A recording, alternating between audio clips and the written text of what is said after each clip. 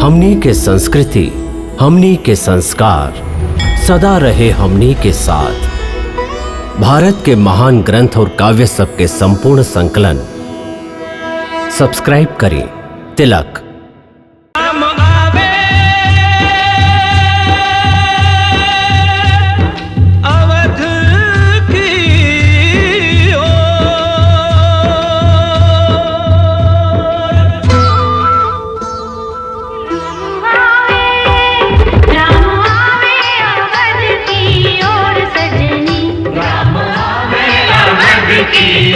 सजनी देताली देताली देताली देताली राम आवे अवध की ओर सजनी, राम आवे अवध की ओर सजनी, राम आवे अवध की ओर सजनी।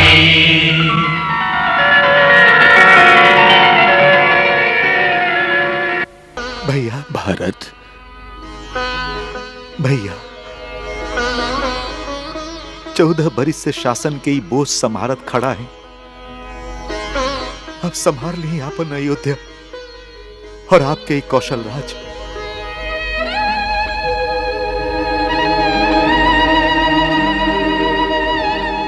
भैया ई उत्तरदायित्व तो अब हम आपके श्री चरण में समर्पित करत हैं, स्वीकार करें।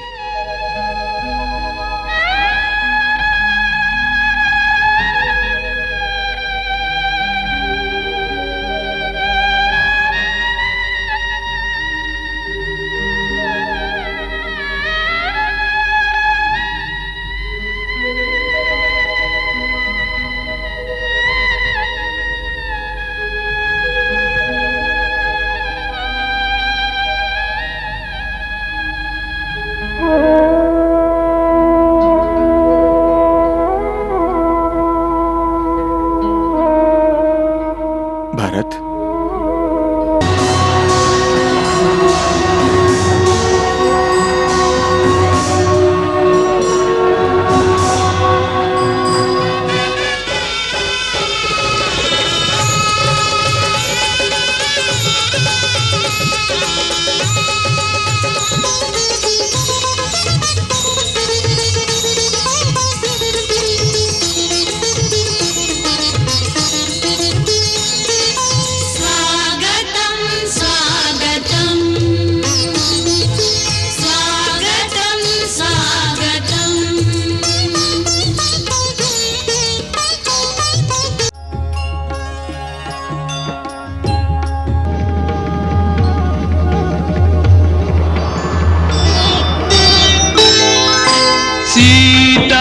संग विमान में राजत है रघुराज,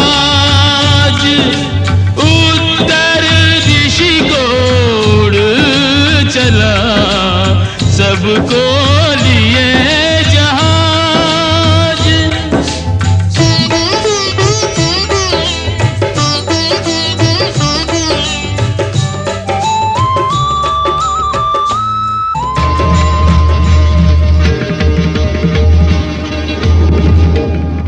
हे पुष्पक, हम भारद्वाज मुनि के दर्शन चाहते हैं, ऐसे वहां के आश्रम में हम सब के उतारे की कृपा करी।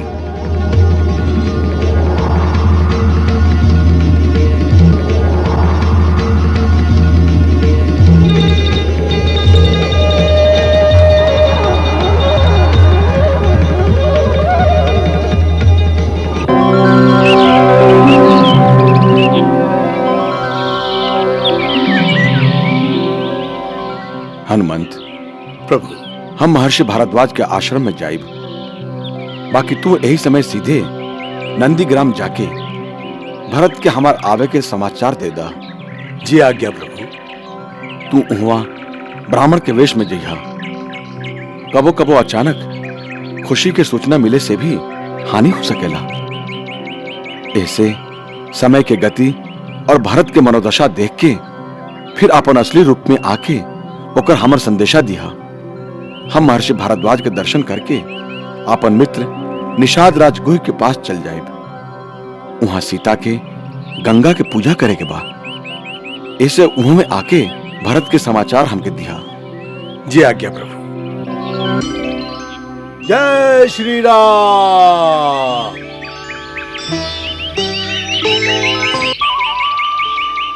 लक्ष्मण, अपन धनुष इहमे रख दा, कहा कि आश्रम में जाए के बा।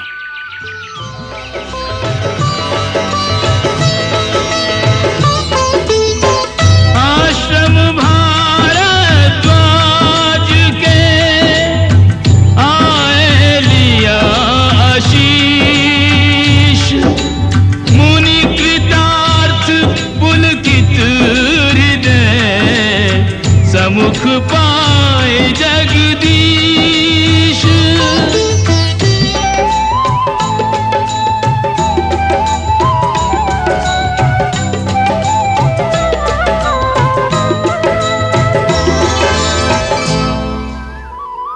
हम सांच कहा थे राजा जी, चारों ओरी खबर बा कि अयोध्या के राजा श्री रामचंद्र जी वनवास पूरा करके अयोध्या लौट रहल बाड़न।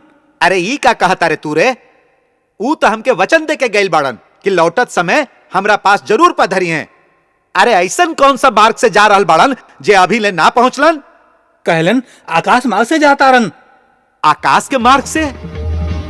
अरे देखो हो देखो, राम प्रभु आ गइलन। आकाश के मार्ग से विमान नीचे आ रहल बा। देखला देखला, एकरा कहल जाला सच्चा मित्रता। हमार प्रभु आ गइलन। अरे चला रे गंगवा चला।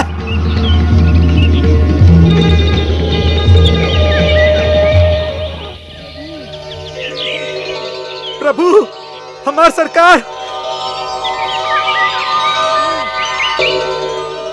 प्रभु, हमार सरकार, हमार प्रभु, हमार मित्र।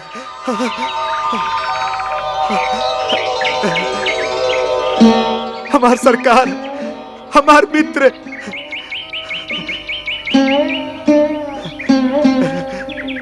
मित्र, सब कुशल मंगल तबा? आप कुशलता के बात कहते हैं सरकार। हम सुनले ही कि आप हमसे मिले बिना सीधा अयोध्या चल जात रहली। हमरा से ऐसन कौन सा भूल हो गई जे आप हमके छोड़ के जात रहली?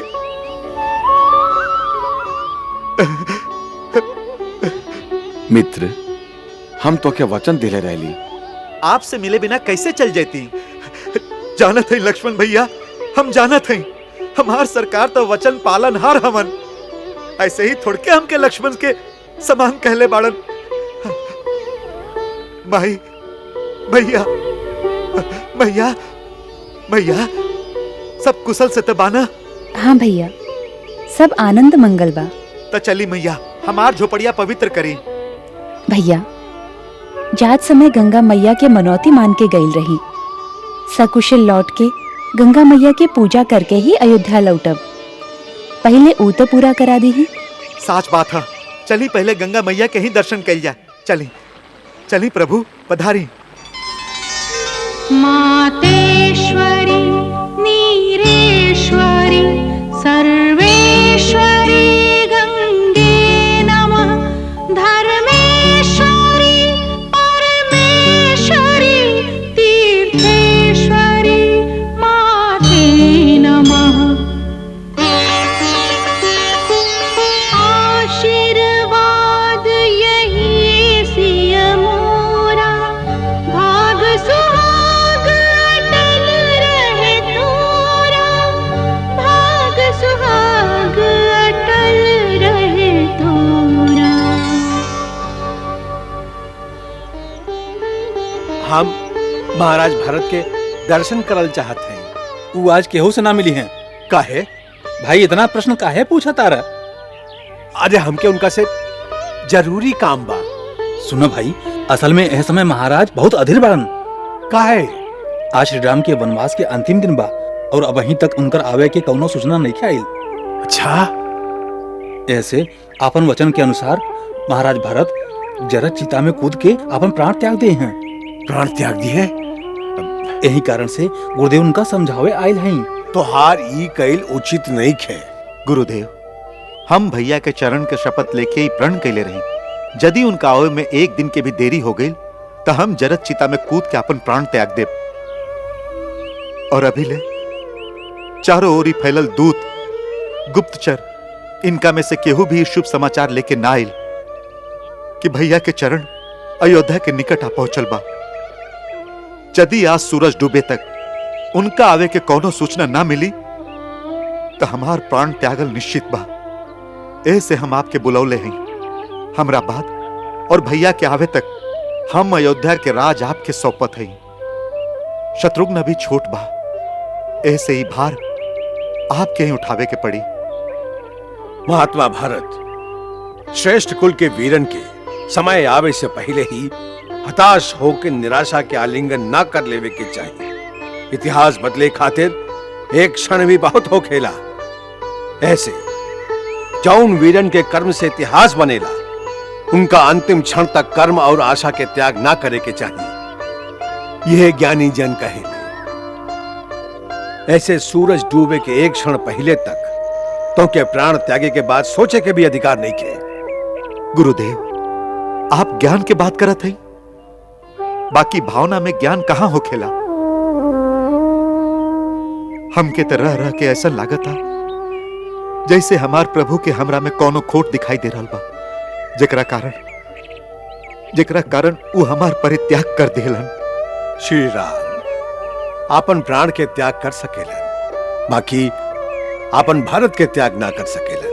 वो भारत के अपना आप से भी अधिक निर्मल माने ले और हमेशा यह कहेलन कि हमार भारत धर्म के सूरज है, जेकर दिव्य प्रकाश तीनों लोक में और तीनों काल में प्रकाशित होते रही।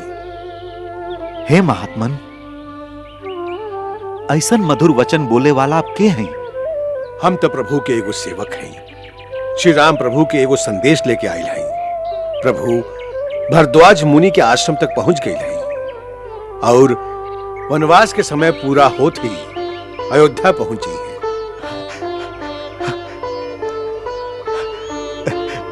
सच हमार प्रभु आ गइलन।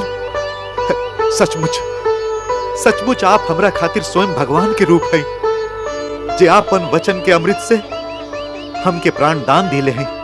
हमार प्रणाम स्वीकार करें प्रभु। ई का कर रहे हैं महाराज भारत? हम तो आपके भी सेवक हैं। आप हमके पहचान ली ना, हम हनुमान हैं।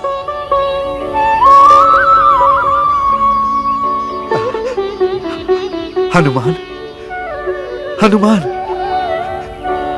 भैया, तू तो हमार प्राण दाता बाड़ा। तू ही ना बतौला भाभी संगे है ना? और हमार लक्ष्मण कैसन बा?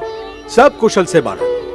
श्री राम प्रभु युद्ध भूमि में त्रिलोक विजयी रावण के वध करके तीनों लोक के शोक मुक्त कर दिला।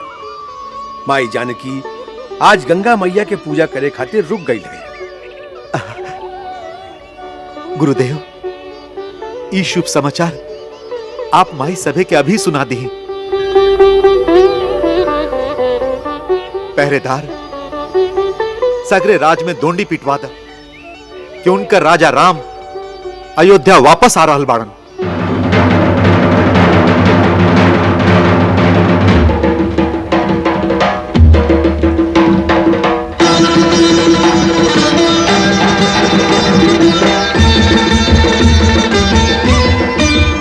राम आवे अवध की ओर।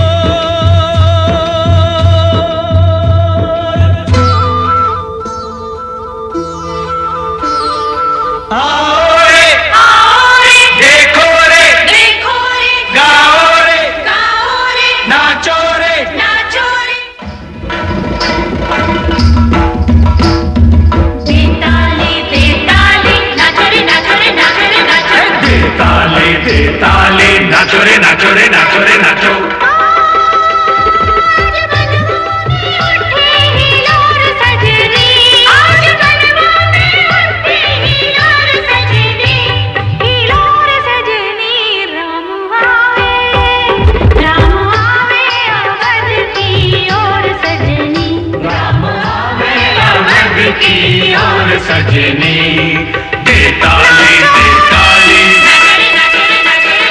दे ताली दे ताली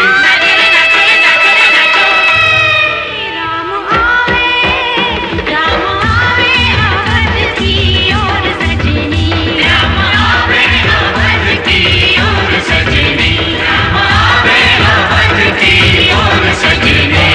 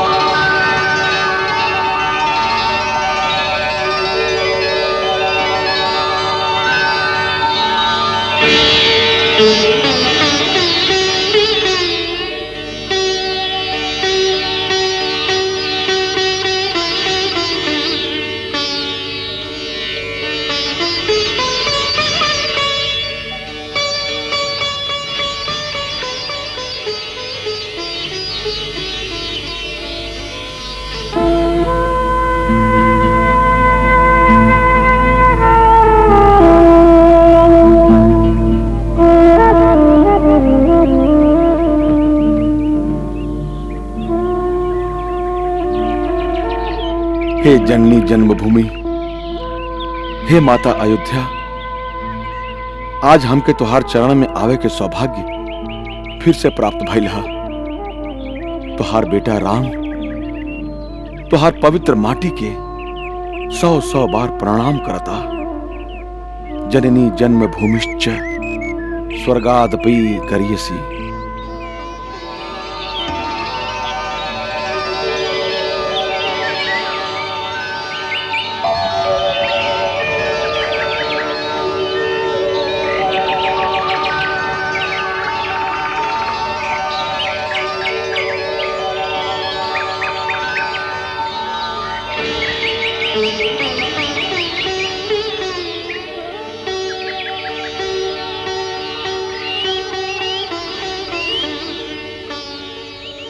यशस्वी होखा, चिरंजीवी होखा राम।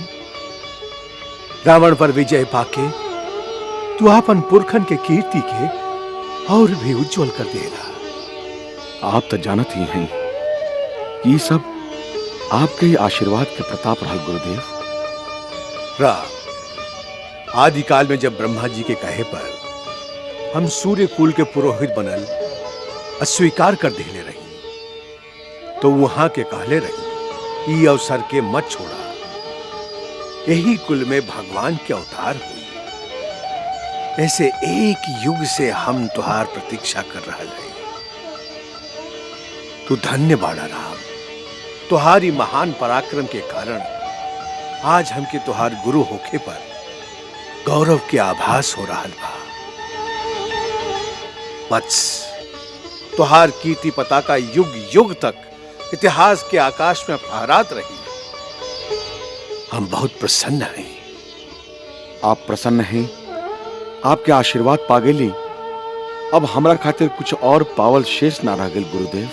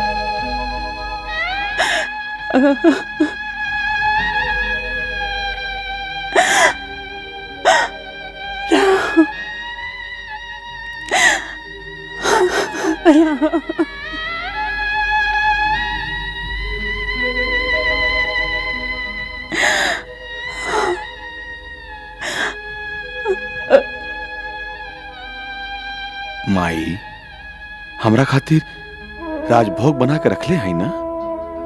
हम जानत रहली तो हमरा से राजभोग जरूर मंगवा। माई हमके सबसे ज्यादा देव ना? तोरा खातिर अलगे से रखले हई हमार लाल।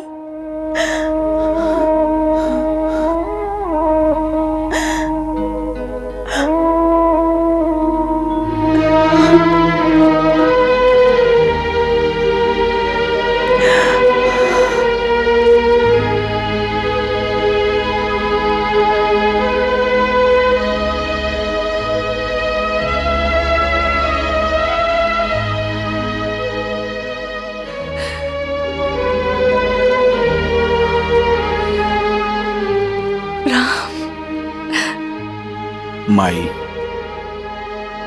बड़की माई कहले रही कि लक्ष्मण के संग लेले बिना अयोध्या लौट के मत अइहा। देख ली लक्ष्मण के संगे ही लेके आयल है। राम, लक्ष्मण के लावे की जरूरत नहीं खे। वो तो तोहर परछाई बा बेटा। तू जहाँ जाइबा वो ओहमे रही। हमार बेटा, हमार बेटा।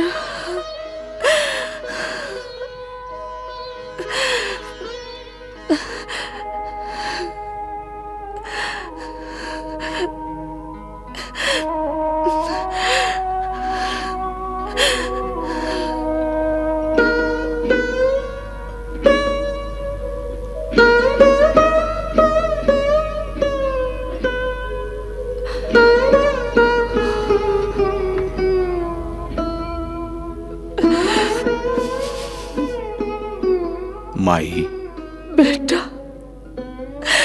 ना ना ना, हमार बेटा, हमार बेटा।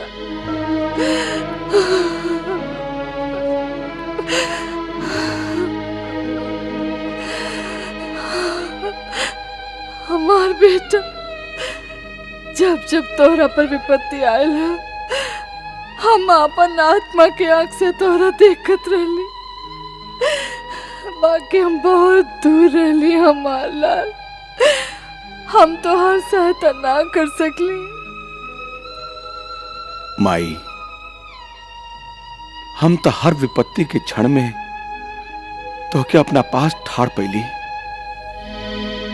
हमरा रग में तोहरे दूध के शक्ति रहल, जकरा बल पर विपत्ति के समुद्र की चिरत हम तुम्हारे एह चरण तक पहुंच गए नहीं। तू तो हमार शक्ति स्वरूपा दुर्गा हो। हम तुहार हमेशा पूजा करत रही। हमके यह आशीर्वाद दिया। अरे ये तो का कहता रहा? हाँ, लोग तो कहेलन कि तू भगवान के अवतार बाड़ा। बाकी बाकी हम तो इतने जाने ले कि तू हमारे हृदय के टुकड़ा बाड़ा। बस हम तो के यही रूप में निहारत रही। हम क्या और कुछ ना चाहे, हम क्या और कुछ ना चाहे, हम क्या और कुछ ना चाहे। जे तोहर पिताजी कहले रहन उहे हम तो के कहते। हाँ माई, तोहके कैसे पता चलल? जब वो देवता लोग के संगे तोहर जीत पर तोहके आशीर्वाद देवे आयल रहन, वही रात हमार सपना में आके वहाँ हमके वहाँ के पूरा बात बता देलन। जा उ पगला के संभार, वो तो तोहरा से ज्यादा कठोर वनवास कट ले बा।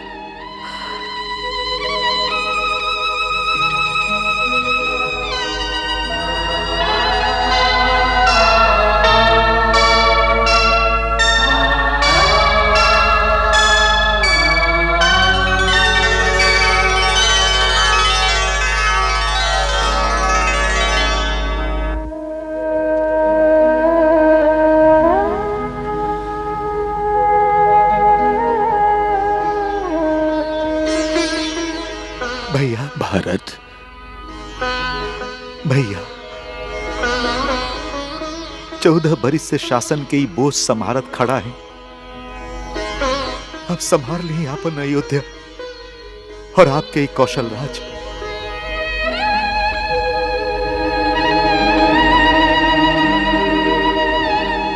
भैया, ई उत्तरदायित्व तो अब हम आपके श्री चरण में समर्पित करत हैं, स्वीकार करें।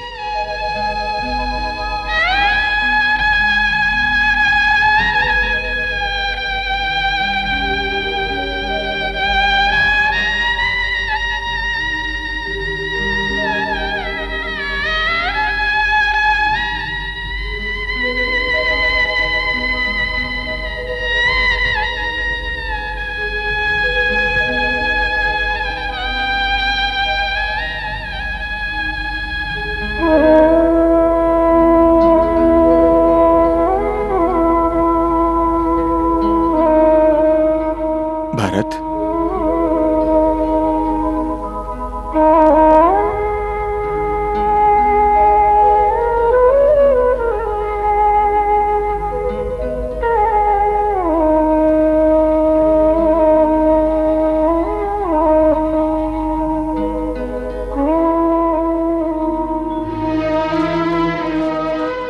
भैया,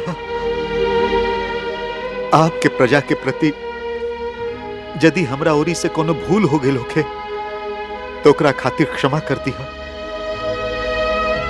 हम आपके लेखा कोनो राजा नहीं की, हम तो खाली एगो सेवक हैं। भारत, अनंत काल तक तीनों लोक में जब भी केहू प्राणी धर्म के बात कही तो धर्म के प्रमाण देवे खातिर खाली एक ही नाम लिहल जाई और ऊ होई हमार भारत के। भारत, हम तो वन में 14 बरस बितैली पिताजी के आज्ञा के कारण, बाकी तू तो खाली भावना और भातृ प्रेम के कारण 14 बरिस राजधानी के बीच में रह के भी सन्यासी लेखा बितौला। भारत, तू हम सभी भाइयों में सबसे महान हुआ।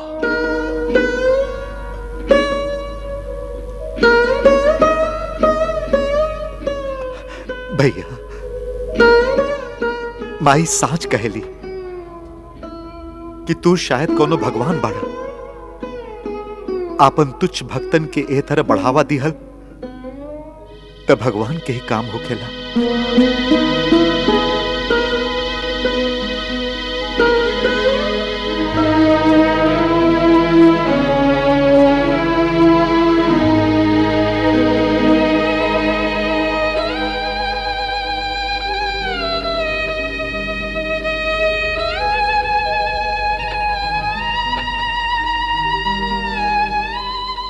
अरे पागल, अब कह रो तारा? अब तो हम आ गए नहीं ना।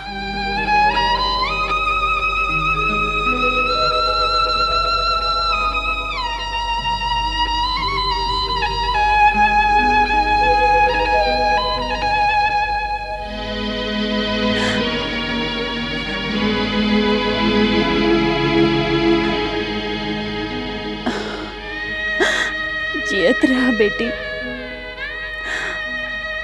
सदा सुहागिन रह।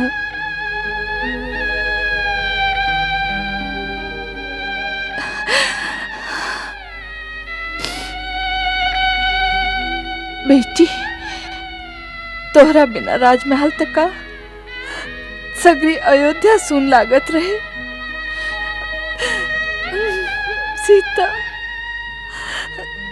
जियत रहा, सदा सुखी रहा।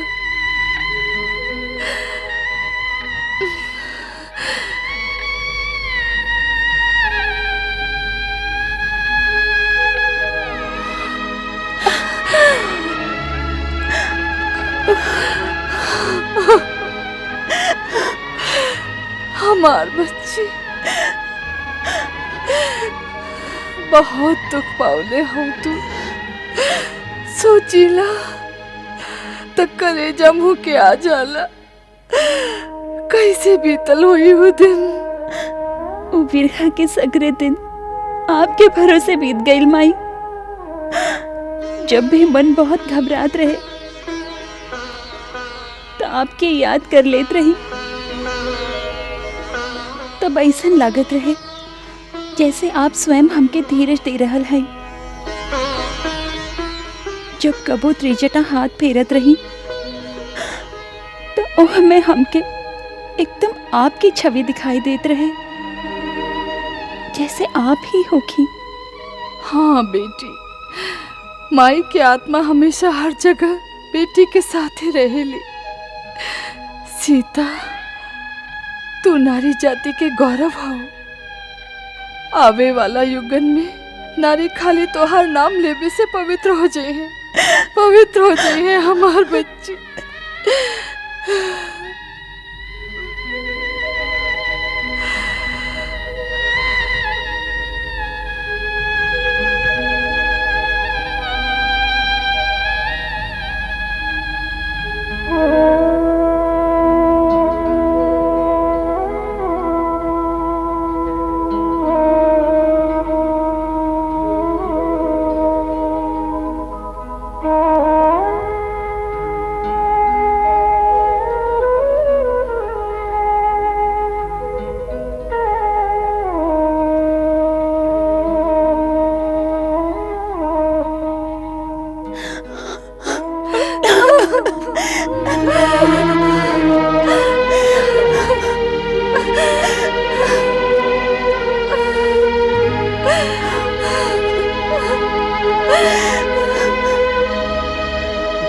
माई,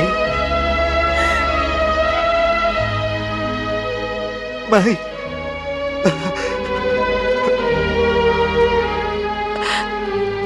बेटा, मेघनाथ के बर्छी कहवा लागल रहे? हाँ? इवा माई। जब बर्छी लागल रहे तब बड़की माई याद आयल हुई। हाँ हाँ माई, हम मूर्छा में आपके ही बुलावत रहले कि बड़की माई हमार सहायता करी। हम सुनत रहली, हम तोहार आवाज सुनत रहली बेटा।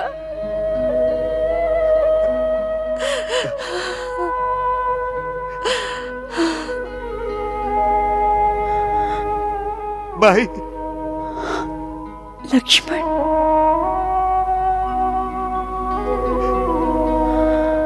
माई,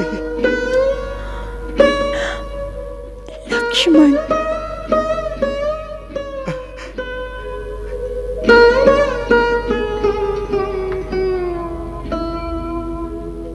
माई,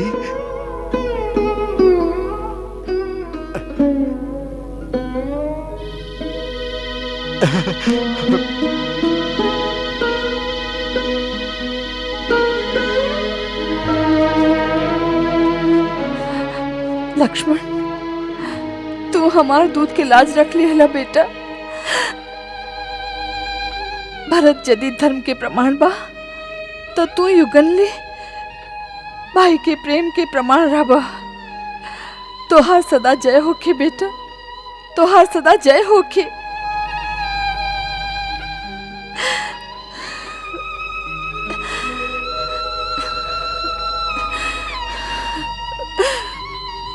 भैया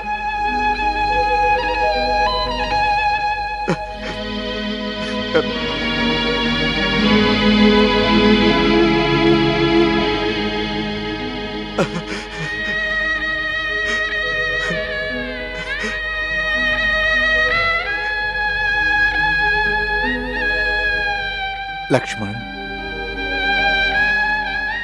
हम सभे में भाग्यवान तो तू बाड़ा। अरे साधु वेश तो हमू धारण कैले रहली, बाकी भैया के चरण में निरंतर बैठे के सौभाग्य तक खाली तोहरे मिलल।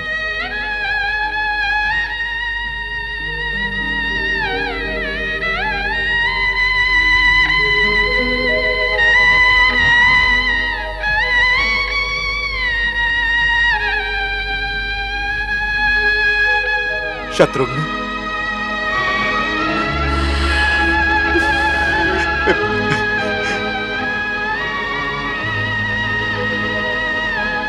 हमके तो भरत भैया साधु वेश भी धारण ना कर देलन, अपना पास भी ना रखलन भैया। अरे विपत्ति से लड़े खातिर जब बड़ भाई होखे तो छोट के चिंता ना करे के चाहिए।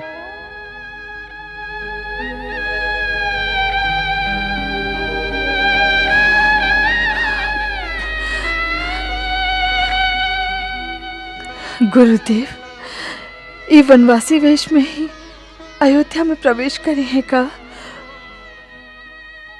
ना महारानी कौशल्या, वचन पालन के वो व्रत पूरा हो गई।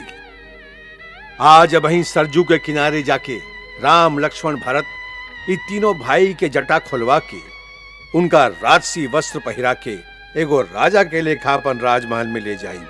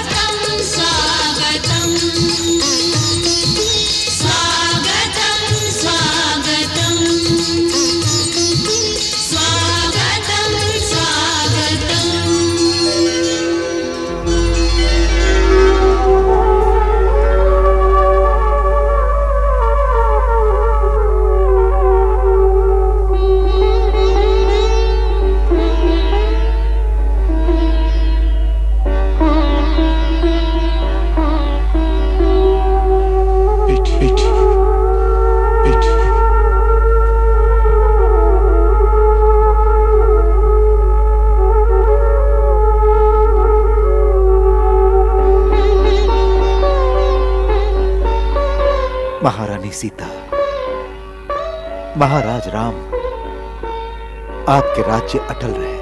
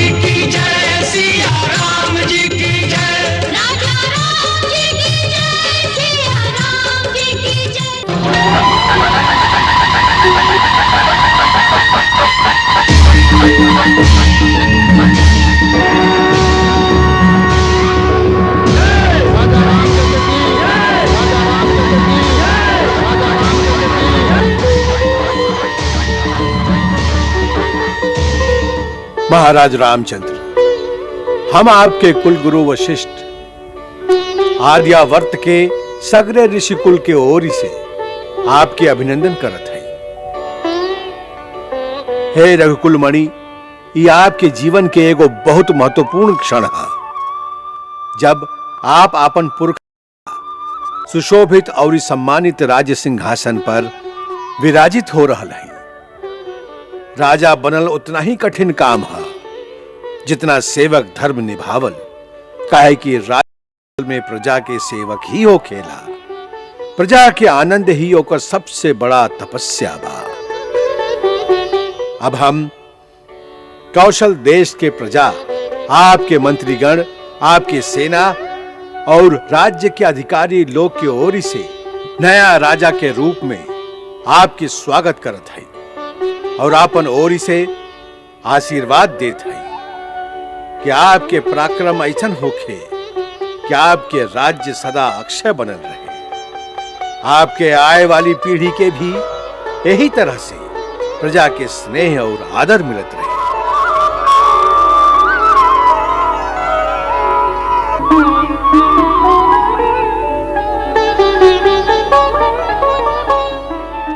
परम पूज्य गुरुदेव, आपके आशीर्वाद खातिर हमार कोटि कोटि धन्यवाद स्वीकार करी।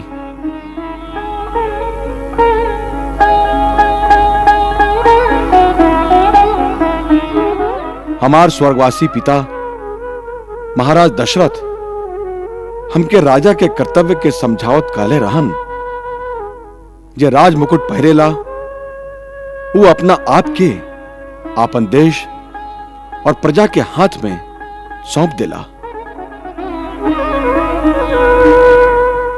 राजा होवे के अर्थ सन्यासी हो गई, फिर ओकर आपन कुछ न रहला, सब कुछ देश के हो जाला।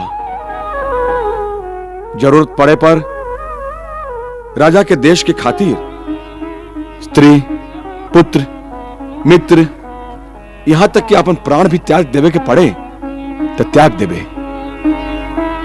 काहे कि देश ही ओकर मित्र है, देश ही ओकर परिवार है। जे अपन देश खातिर सब कुछ त्याग ना कर सके, ओकरा राजा बनके प्रजा से कर लेवे के कोनो अधिकार नहीं खे। हम अपन प्रजा का आश्वासन देते हैं कि हम धर्म, नीति, सत्य और न्याय के आधार पर ही अपन राज्य चलाइब।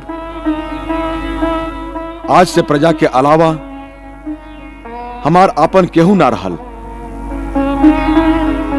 यदि जीवन के सबसे प्रिय वस्तु के भी त्याग करे के पड़ल तो हम क्षण भर के भी देरी ना करब और प्रजा के देखभाल के अपन कर्तव्य से कबो मुंह ना मोड़ब। प्राण त्याग देव, बाकी प्रजा के हित के त्याग कबो ना करब।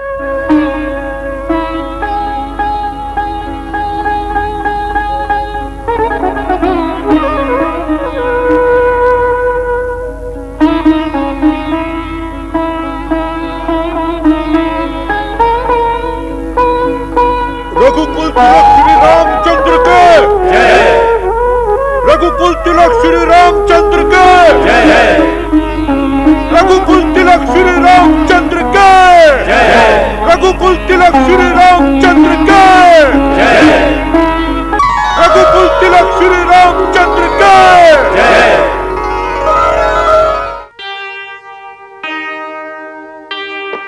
मात सिया ने तो हनुमत लाल को स्नेह सहित दी स्नेह निशानी। भक्त ने जाना कि भक्ति का मोल चुकाने चली है सिया महारानी। औरों की श्रेणी में अपने को पाया तो आया कपीश की आंख में पानी। भक्त के भावुक अंतर पे कहाँ ठेस लगी ये तो राम ही जानी, राम ही जानी। माता मेरी भक्ति को रत्नों से ना तोल। राम सिया का दरस ही है सबसे अनमोल।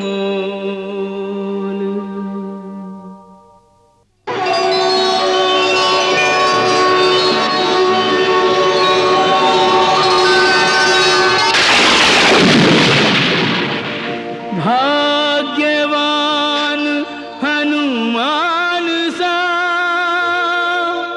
जग में दूजा नाई। राम सिया की युगल छवि जाके अंतर मा